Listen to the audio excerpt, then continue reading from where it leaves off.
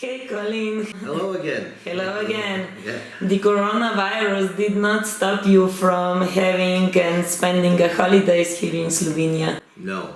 I was quite lucky on that one because we booked the ferry on Sunday, and the previous Thursday it was announced that England was green and it was safe to travel. When we return, because we have to travel through France, then we have to isolate for 2 weeks when we get home.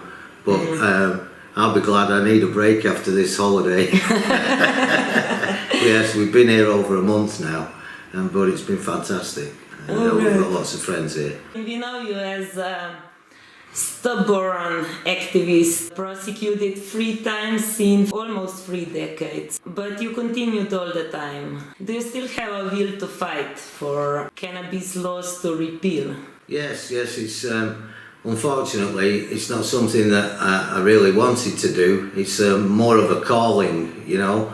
There's an unjust law there, and there's a medicine that can help, a plant that can help thousands of people, millions of people. In fact, the whole population of the world could benefit from, that's been made illegal. And yeah, I will continue to fight for people's right to, you know, grow their own medicines.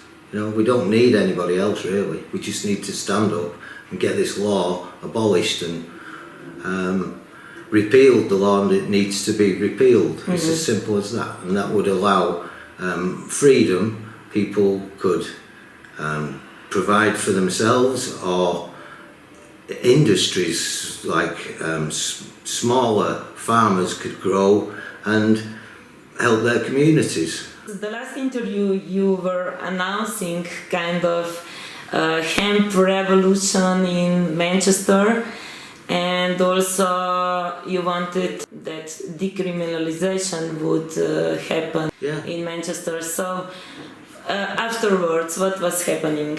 Well, of course, this COVID thing came around, and all protesting would, you know, there was nothing anybody could do. You couldn't have meetings even regarding things, and all the politicians and everything, they're all using this COVID as an excuse to push other things into the long grass. So now that things like everywhere.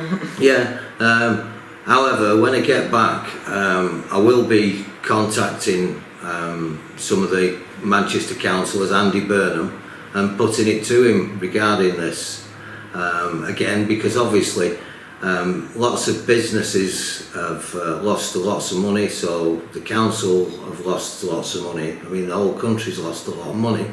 So now would be there'd be no better time than to start a project for growing hemp and cannabis, and we would have thousands of jobs, and a whole new revolution could start from then, which would be like the hemp revolution. I mean, Manchester was responsible for the industrial revolution, and now the time has come to stand up as Mancunians and get behind this, and let's create jobs.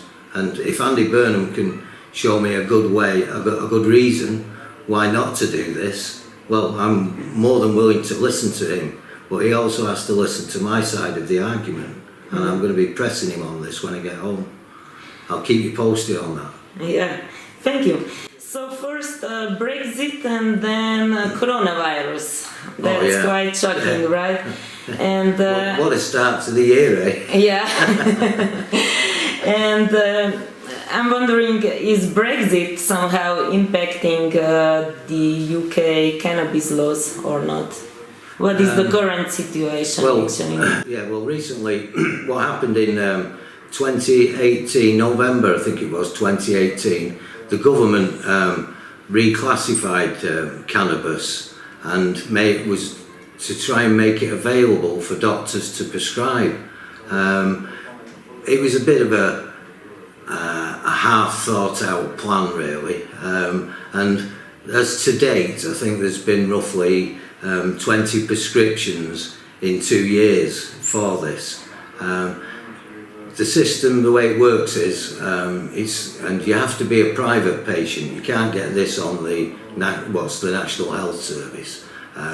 So it involves telephoning one of probably half a dozen private companies that have set up in the UK to supply cannabis, and it seems to be that you pay £250, about €300 for an interview, and then after the interview you can be supplied cannabis in the form of buds, which normally comes from Bedrocken in Holland or some other suppliers, that's been irradiated, and it's probably about 15% THC, and that will cost you 300, well, in the first instance it costs you I think £600 for 28 grams for the first month, and then after that it will cost you £400 a month for 28 grams. There are other things that they supply, maybe some tinctures and things, and they work out quite expensive compared to, you can buy similar products in the shops. And that, so now if you've got the money, you can get the cannabis on a prescription, and if you've got the prescription, if you've paid the money and got the prescription, then the piece of paper you get as a prescription makes you a legal cannabis consumer. Yeah. So if you can't be arrested then for consuming cannabis because you've got a prescription for it.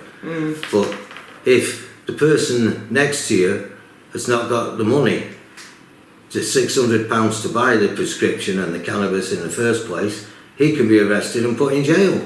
I mean, what sort of a crazy system is that? Yeah. If you've got the money, you can have it's like everything in life. So what's then the difference between black market, where you have to pay a lot of money for cannabis, and let's say this commercial market? Or yeah, well, we've got like a three-step system.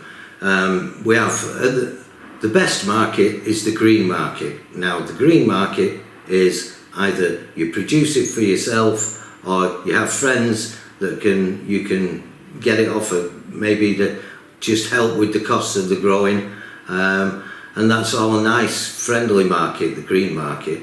And then in the middle we've got the so-called black market, where you're buying cannabis of an unknown quality from somebody on a street corner or something, at the worst. Or I mean, there's also part of the black market, there's a lot of good people out there as well, but they've all got to make a living off it, they're there. And I'm not saying that all black market is bad, because if you pay the money, it's about, say, between 160 and 200 pounds for 28 grams. I consider those people, there's also, we've got vendors, yeah. Vendors are like trusted people that you can go to for cannabis, Okay, you've got to pay between 160 and 200 pounds for it, but there are good people out there that do this, and and they get decent cannabis, and if they don't have any rubbish cannabis, they make sure that the products that you're getting is good. That's the way the system sort of always worked in England. They're like, they're weed dealers basically, they just deal weed. They don't deal amphetamines or anything else other than the weed. And they're quite, there's a lot of reputable people who does that in England. And at the very top we've got I call it the pharma cannabinoid market. Now the pharma cannabinoid market is sort of run on the same as the pharmaceutical industry, and you've got this group of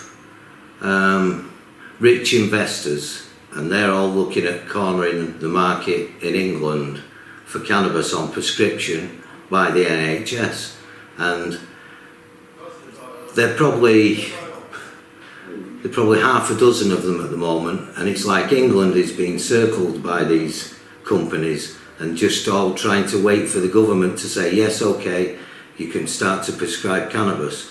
But if people think that they're going to get an ounce of 28 grams of cannabis on the National Health Service, I think it's like living in a fantasy land, because there would be probably 20 million people in England would be entitled to some sort of medical cannabis prescription or other, and the system just couldn't cope with it. It would be impossible, you know, but they're still looking for it, and they're looking at making billions out of this cannabis plant. Yeah. You know, it's ridiculous. The luckiest you are if you find yourself on the green market. Yes, yes. If you can find somebody on the green market, you're in the best place. And if you look into activists and people that are looking on the medical side of cannabis, you'll always find the answers. The answers are there. We don't need the pharma cannabinoid mafia taking over, you know. That doesn't need to happen. People just need to stand up, and the governments need to rescind the law, and then it will be a fairer market, because people who are hobby gardeners at the moment that grow cannabis, they could, you know, grow specific cannabis, and they could employ people. If the industry then was able to develop as a free market, and then it would just be like growing tomatoes. If you grow good tomatoes, you're going to sell more.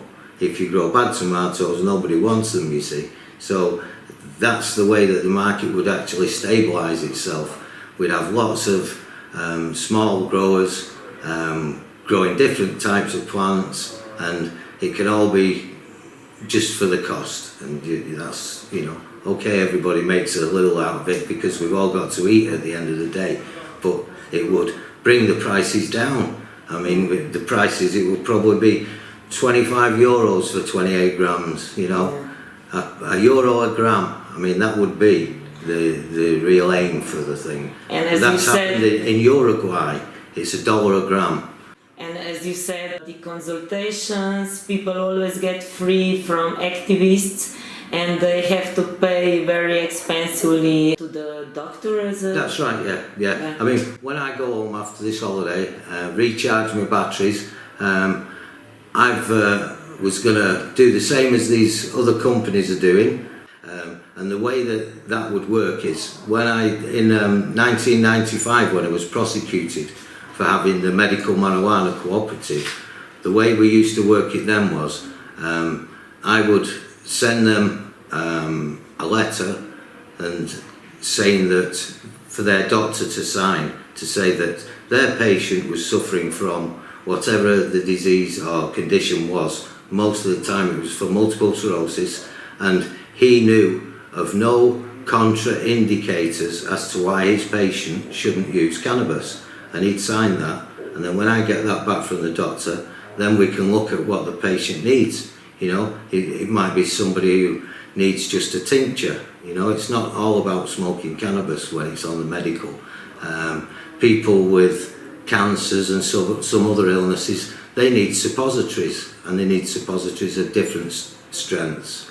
So the tinctures and suppositories are the answers to konoplja, a vast amount of illnesses and conditions in people. As you said, the Sativex is very expensive, while at home can be produced for... Well, yeah, for instance, Sativex, which is one of the only worldwide licensed THC and CBD tincture, in a 10 mil will cost around about £220 to 30-40 euros, and you can make the same thing for about 20 euros. And you know, the one that you would make for 20 euros though, it would be made with love, you know, and made the correct way. It wouldn't have to go through all the machinery and everything and then come out and all be this, that and the other, and in the end it won't you know, it's 20 euros a bottle and not 220 euros, and the extra 200 euros, it's not in the medicine, that's in the investors' pockets and the people behind it. That's where the money goes, because if you look at the product's worth, you know, if we were to do this on a large scale, we could bring the price down to €5. It's all dependent on, you know, what we do, and there's lots of farmland out there that farmers could, you know, it grows quite easily, hemp, and they've got the land, and industry would do it all itself. It would create a whole new industry.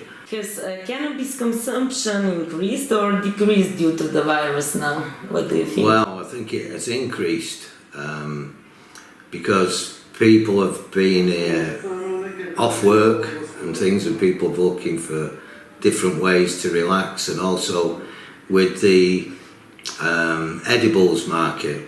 Now, the edibles market with chocolate and gummy bears and all sorts of things, that's really taking off in England. Again, that's in a grey area. It's sort of the grey-black market. Yeah. But lots of colours for markets. Yeah, the consumption of that has certainly gone up from what I know. And that, again, is unregulated, you see. And this is one of the problems that we have at the moment with the law. There can be no regulation at all. It's all illegal. And it all goes on. In Manchester, I think when I did the figures, there's about 3.5 metric tons of cannabis smoked every week. When there is no law, this is happening, you know. And how many people does it take to produce 3.5 tons of cannabis? And how many people does it take to distribute it and to smoke it? So there's a lot of people already, you know, doing this, and even though it is illegal. And during this isolation period, the police have been finding lots of cannabis grows in England. They've been busting a lot of people, because obviously they can see people coming and going because there's not many people on the streets. But when they're taking these crops down and they're saying, oh, we've got 1,000 plants we've just found, and then they just dump them, you know. It's absolutely crazy, all that stuff that could be helping people, you know. Exactly the same happening in Slovenia. Beautiful crops of very healthy cannabis plants, they just destroy them. All public events, conferences, fairs, lectures are being cancelled mostly. How this affects cannabis activism right now? Yeah, it's affected the activism, although the social media keeps things quite alive. It's also helped in a way, because a lot of these big pharma cannabinoid companies, they all had big seminars to be going around Europe, and now they're that's stopped, so they're not spreading their pharma cannabinoid news, and they can't get their investors at the moment. I'm sure they will though. I'm sure they will, but there's a lot of people that are going to get burnt by this, because when the people realise they can do it at a fraction of the cost, and they can get it today instead of waiting 3 months.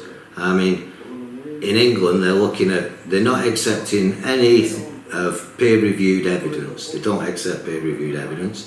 They'll need to do 3-year trials on every condition, and they'll have to be double-blind placebo trials, and that's going to take a lot of money to do these trials. So the big pharma cannabinoid companies, they're all going to have deep pockets, because they think that they're just going to be able to have this carte blanche, you know, the freedom for it in England, and that's not going to happen. It just won't happen, because if it does happen, it would bankrupt the National Health Service within a week, because, you know, they've already got no money.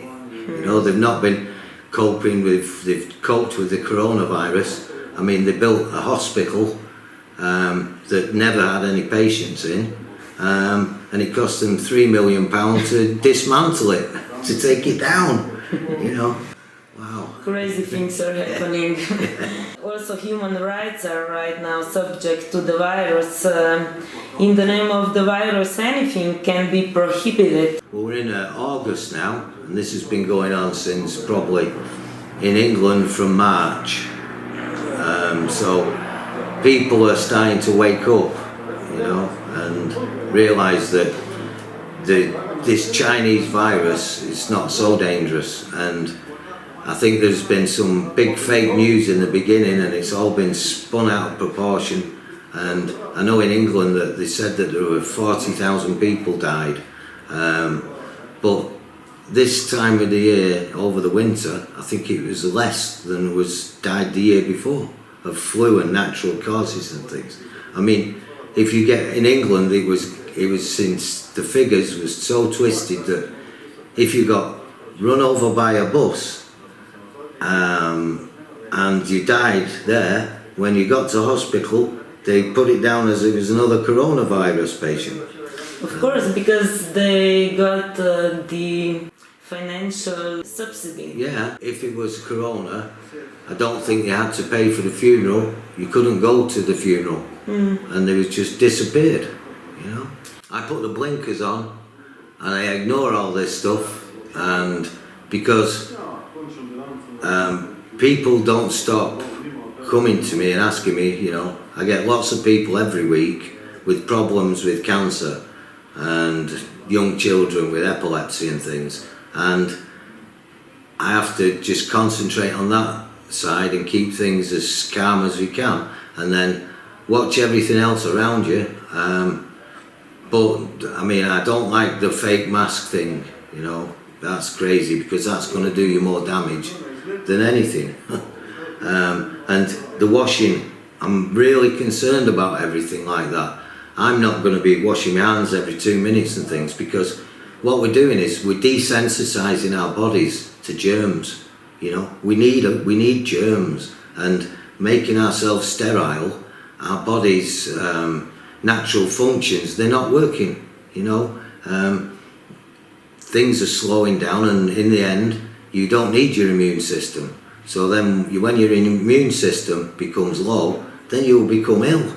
So it's very worrying that I'm seeing people being ultra clean, too clean. You know, you go in the house, it smells like the swimming pool, and it's like, oh, take your shoes off, and oh no, stay away from me and everything. It's not going to cope when a germ is. A fly will kill people in the end. So Israelis have been doing some studies with cannabis to stop the coronavirus, you know, and yeah, I believe, you know, maybe an oral spray with THC and CBD in it, you know, that's gonna, I would imagine that would kill it off. I mean, I've not felt ill. I take a 1-to-1 THC CBD, 3 drops 3-4 times a day, and that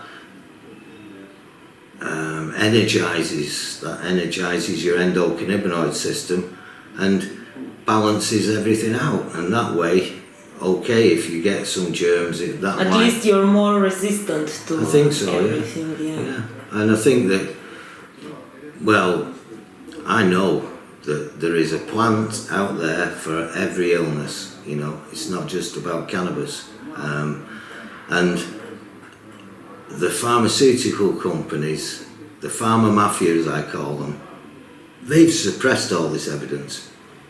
Most of the concoctions that they have now are originally from plants, you know, for headaches and stuff. Elm bark, they use that, but then instead of using elm bark, oh, we'll make a synthetic version, and that's what their products are. They're basically synthetic chemicals that are mimicking plant matter. Why would we use the fake things that don't belong to the biological system, as Dr. Hornby We're organic. says? We're an organic entity, and we don't need to put synthetic material because it's not going to do us any good. Colin, continue your good work. See you soon, hopefully. Great, and see you soon.